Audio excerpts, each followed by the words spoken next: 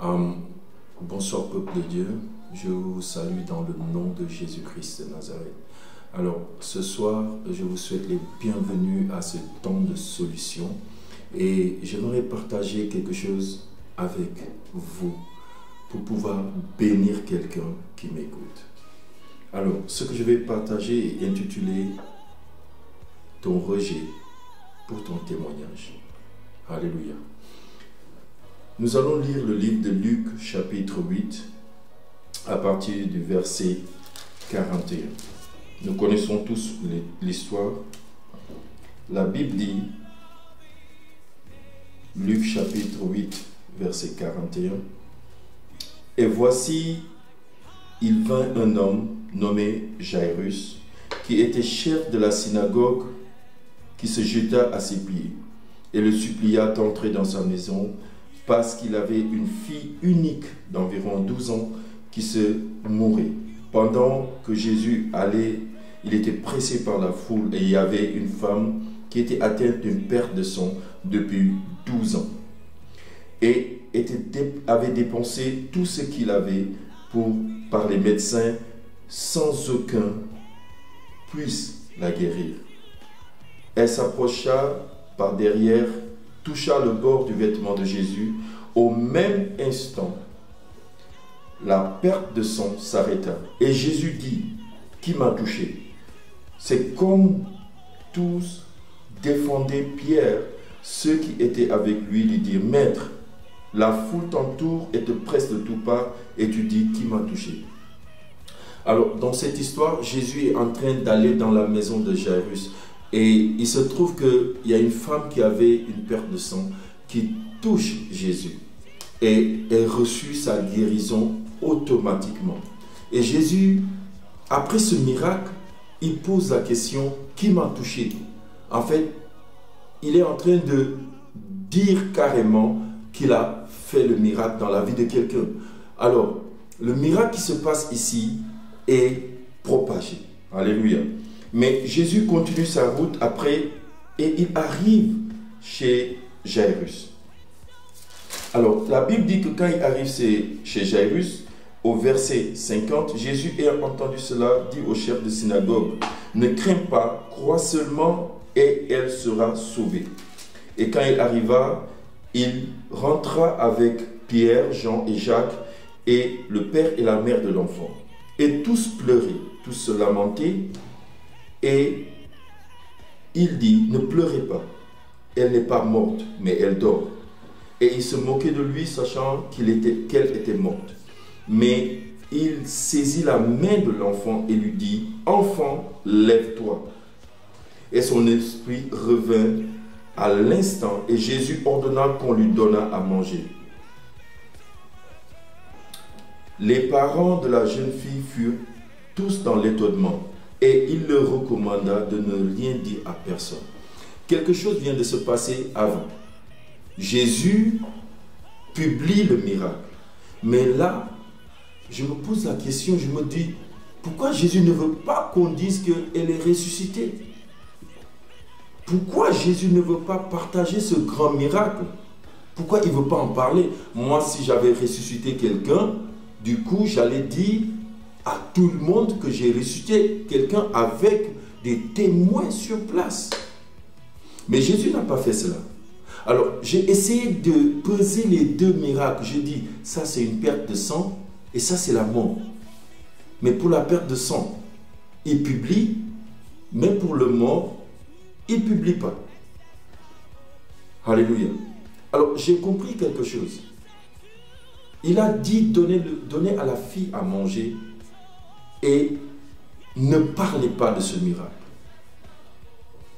Je veux croire tout simplement que le miracle que Dieu va faire dans la vie de quelqu'un, tu n'auras pas besoin de publier cela. Les gens verront le miracle marcher. Les gens verront le miracle se mouvoir et sauront que Dieu a fait quelque chose. Dans le quartier, tout le monde savait que la fille était morte.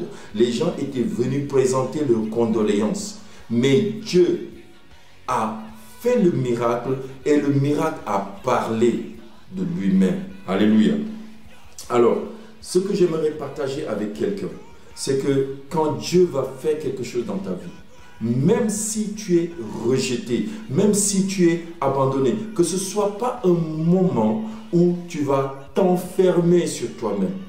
Alors, quand on lit le livre de Jean chapitre 6, on verra ici un miracle que Jésus fait.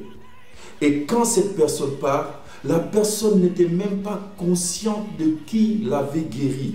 Et quand on lui demande qui t'a guéri, il dit, hey, celui qui m'a guéri m'a dit tout simplement, prends ton lit et marche. Pourtant, c'est les sacrificateurs qui lui demandaient ça. C'est des personnes de son entourage qui sont censées même lui faire du bien, qui lui disent, mais tu n'as pas le droit de prendre ton lit et de marcher le jour du sabbat. Il dit, hey, moi, je n'ai pas un problème parce que je ne me suis pas levé seul. Quelqu'un m'a dit, lève-toi, prends ton lit et marche. Et j'ai simplement obéi à l'instruction divine que m'a été donnée. Alléluia. Quand on lit dans le livre de Jephthé, dans le livre de Juges, on voit Jephthé le Galadite qui a été rejeté. Alors, dans les périodes de rejet, reste avec Dieu. Quand le monde se tourne et te fait dos, reste avec Dieu. Alors, ce que Jephthé a fait, quand vous lisez Juges chapitre 11, la Bible dit, Jephthé le Galadite était un homme honorable. Mais parce qu'il était né d'une prostituée, à cause des erreurs qui sont venues dans sa vie, il a été chassé. Et quand Jephthé est parti, mes frères, il est parti pour travailler sur sa personne. Il est parti pour travailler sur sa personnalité. Il est parti pour travailler sur son don. Il est parti pour travailler, essuyer ses qualités et faire de ça quelque chose de très important. Et après, le miracle s'est produit et ces mêmes personnes qui l'avaient fait d'eau l'ont rappelé. On va voir dans 1 Samuel, David qui fuit. David a été chassé et il fuit. Il fuit, il va et il forme des personnes. Il s'investit dans d'autres personnes. Si quelque chose arrive, ne t'arrête pas. Continue de travailler sur ta personne. Continue de travailler sur ta personne. C'est pourquoi la parole de Dieu dit que le don de l'Éternel crée un chemin. Dieu a mis quelque chose en toi. Dieu a déposé quelque chose en toi. Et c'est ce qui va produire ton miracle. Un poisson ne peut pas voler parce qu'il n'a pas d'aile. Mais Dieu lui a donné des nageoires pour nager. C'est ces nageoires qui sont son miracle, qui vont produire la propulsion dans sa vie. L'oiseau, c'est ses ailes qui produisent la propulsion pour qu'il aille en l'air et pour qu'il vole. Dieu a mis en chacun d'entre nous quelque chose de spécial. Alléluia. Quand on regarde le livre des Actes des Apôtres, chapitre 15, il se trouve qu'il y a eu une histoire ici assez rocambolesque, au point où 2 apôtres ont failli se battre. Alléluia, à cause de Jean-Marc. Alors, l'un des apôtres, c'est Paul. Il n'a pas voulu partir avec Jean-Marc parce qu'il ne le trouvait pas un homme de qualité. Et il a préféré partir avec un autre disciple. Et après un long moment, Jean-Marc a été développé par Barnabas. Et ce qui s'est passé, c'est qu'à la fin de son ministère, Paul demande qu'on lui envoie Jean-Marc parce qu'il est important pour qu'il soit dans son ministère.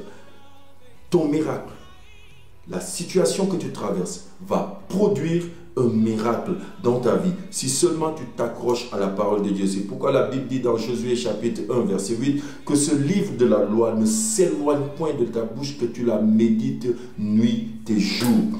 La parole de Dieu a assez de puissance, la parole de Dieu a assez d'onction pour te transporter, pour te propulser, pour te donner un avenir. La Bible dit dans le livre de Josué que il donne sa parole. C'est cette parole-là qui te donne de méditer jour et nuit. C'est cette parole qui te donne de méditer jour et nuit. C'est cette parole-là qui peut te propulser. Alléluia. Quand tu vois ce que Dieu fait avec sa parole, la Bible dit il envoya sa parole et sa parole libéra le peuple. Sans la parole de Dieu, sans la parole vivante de Dieu, ta vie ne pourra pas être propulsée. Alors, peu importe la situation dans laquelle tu vis. Prends la parole de Dieu, enveloppe cette situation, travaille et change ta vie et la parole va te propulser. Que Dieu vous bénisse.